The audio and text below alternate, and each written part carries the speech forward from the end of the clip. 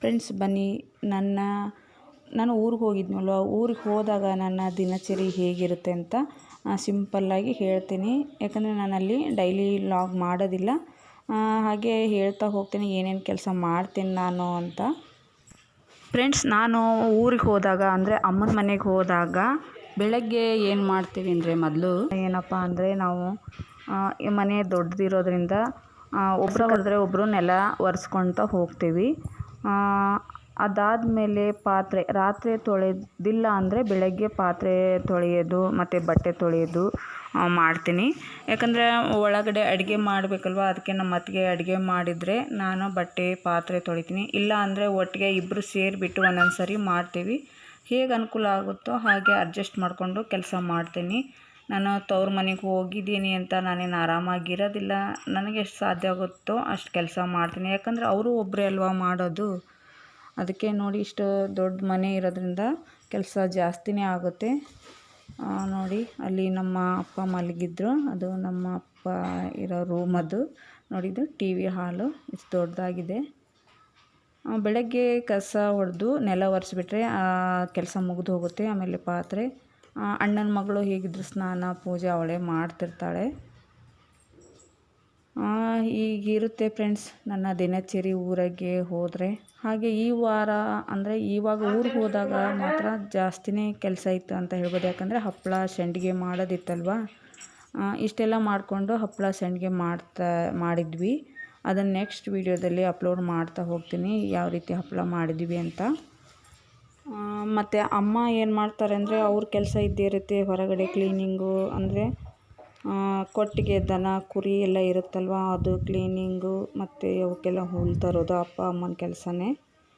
ನೋಡಿ, ಪಾತ್ರೆ ಎಲ್ಲ ತೊಳೆದ್ಬಿಟ್ಟು ಇಲ್ಲಿ ಜೋಡಿಸಿದ್ದಾರೆ. ನಾನು ಹಂಗೆ ತೋರಿಸ್ತಾ ಇದ್ದೀನಿ. ಇಷ್ಟೆಲ್ಲ ಕ್ಲೀನ್ ಮಾಡಿ ಒಂದೊಂದು ಸಾರಿ ಸಂಜೆ ಬಟ್ಟೆ ತೊಳಿತೀವಿ. ಇಲ್ಲ ಅಂದರೆ ಬೆಳಗ್ಗೆ ನಾನೇ ಬಟ್ಟೆ ತೊಳೆಯೋಕ್ಕೆ ಕೂತ್ಕೊಂಡ್ರೆ ಅವರು ಟಿಫನ್ ಅಂದರೆ ತಿಂಡಿ ಮಾಡ್ತಾರೆ.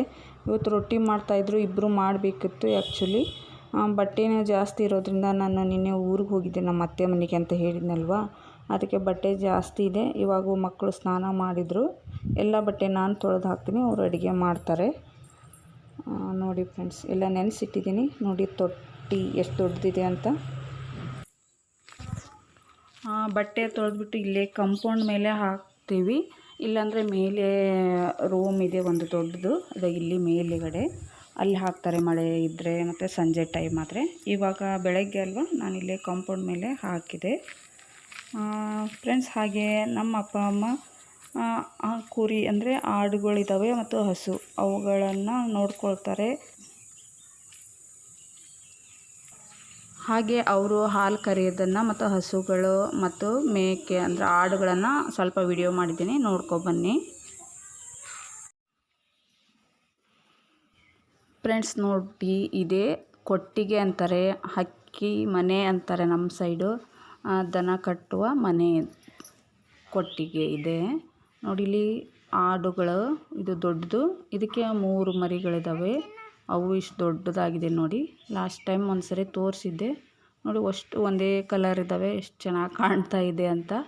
2 ತಿಂಗಳು ಹೋದರೆ ಮತ್ತೆ ದೊಡ್ಡದು ಮತ್ತು ಮರಿ ಮಾಡುತ್ತಂತೆ, ಆವಾಗ ಮತ್ತೆ ತೋರಿಸ್ತೀನಿ. ಇಲ್ಲಿ ಹಸುಗಳು 2 ಹಸು ಇದ್ದಾವೆ ನೋಡಿ. ನಮ್ಮ ಅಪ್ಪ ಹುಲ್ಲು ಹಾಕ್ತಾ ಇದ್ದಾರೆ, ನಮ್ಮಮ್ಮ ಹಾಲು ಕರೀತಾ ಇದ್ದಾರೆ. ಇವು ಡೈಲಿ ಅಂದರೆ 1:30 ಬೆಳಗ್ಗೆ ಮತ್ತು ಮಧ್ಯಾಹ್ನ ಸಂಜೆ 2 ಟೈಮ್ ಹಾಲು ಕರೀತಾರೆ. 1.5 ಲೀಟ್ರು ಹಾಲು ಸಿಗುತ್ತೆ.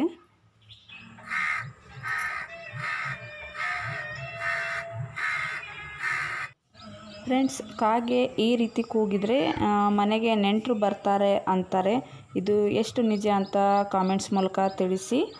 ನನಗನ್ಸುತ್ತೆ ಮನೆ ಮುಂದೆಗಡೆ ಅಂದರೆ ಮುಂಬಾಗ್ಲ ಹತ್ರ ಬಂದು ಕೂಗಿದರೆ ಬರ್ಬೋದು ಅಂತ. ನಿಮಗೆ ಏನು ಅನಿಸುತ್ತೆ ಅಂತ ಕಾಮೆಂಟ್ಸ್ ಮೂಲಕ ತಿಳಿಸಿ. ನೋಡಿ, ಇಲ್ಲಿ ಯಾವ ರೀತಿ ಕಾಗೆ ಕೂಗ್ತಾ ಇದೆ ಅಂತ ನೋಡಿ. ಇದು ಹಿಂದ್ಗಡೆ ನಾವು ಬಟ್ಟೆ ತೊಳಿತಾ ಇದ್ದೇನಲ್ವ, ಅಲ್ಲಿ ಹಿಂದೆ ಕಾಂಪೌಂಡ್ ಮೇಲೆ ಕೂತ್ಕೊಂಡಿದೆ. ಹಾಗೆ ಅದು ಒಂದು ಅಗುಳು ಅನ್ನ ಕಂಡ್ರೆ ತನ್ನ ಬಳಗವನ್ನೇ ಕರೆಯುತ್ತಂತೆ. ಅದಕ್ಕೂ ಇರ್ಬೋದಲ್ವಾ ಫ್ರೆಂಡ್ಸ್. ಇದು ನಮ್ಮ ಮನೆಯಲ್ಲಿರುವಂಥ ನಾಯಿ. 2 ನಾಯಿ ಇದೆ. ಇದು ದೊಡ್ಡದು ಅಂದರೆ ನಮ್ಮ ಮದುವೆ ಆದ ವರ್ಷ ತಂದಿರುವಂಥ ಮರಿ ಇತ್ತಂತ ಅವಾಗ. ಈಗ ನೋಡಿ ಹೀಗಾಗಿದೆ. ಯಾಕೋ ಅದಕ್ಕೆ ಹುಷಾರಿಲ್ಲ ಅನಿಸುತ್ತೆ. ನಿತ್ತಲ್ಲಿ ನಿಲ್ತಾ ಇಲ್ಲ, ಈಗ ಶೇಕ್ ಆಗ್ತಾ ಇದೆ, ಏನು ತಿಂತಾನೂ ಇಲ್ಲ. ಇದಕ್ಕೆ ಒಂದು 10 ವರ್ಷ ಮುಗಿದಿದೆ ಅಂತ ಅಂದ್ಕೊಳ್ತೀನಿ. ನಮ್ಮ ಮದುವೆಯಾಗಿ 10 ವರ್ಷ, 11ನೇ ವರ್ಷ ಮುಗೀತು ಈಗ. ಫ್ರೆಂಡ್ಸ್, ನಾಯಿ ಎಷ್ಟು ವರ್ಷ ಬದುಕ್ಬೋದು ಅಂತ ಕಾಮೆಂಟ್ಸ್ ಮೂಲಕ ತಿಳಿಸಿ ನೋಡೋಣ. ಪಾಪ ತುಂಬ ವೀಕ್ ಆದ ಹಾಗೆ ಆಗಿದೆ, ಏನು ತಿಂತಾನೇ ಇಲ್ಲ. ನೋಡಬೇಕು, ಅದಕ್ಕೆ ಇಂಜೆಕ್ಷನ್ ಕೊಡಿಸ್ಬೇಕು ಅಂತ ಇದ್ದರು. ಓಕೆ ಫ್ರೆಂಡ್ಸ್, ಈ ವಿಡಿಯೋ ಇಷ್ಟ ಆಗಿದ್ದರೆ ಲೈಕ್ ಮಾಡಿ, ಕಾಮೆಂಟ್ಸ್ ಮಾಡಿ, ಸಬ್ಸ್ಕ್ರೈಬ್ ಮಾಡ್ಕೊಂಡು ನೋಡೋದನ್ನು ಮರಿಬೇಡಿ. ಓಕೆ ಫ್ರೆಂಡ್ಸ್, ನೆಕ್ಸ್ಟ್ ವಿಡಿಯೋದಲ್ಲಿ ಮತ್ತೆ ಸಿಗೋಣ. Thank you for watching.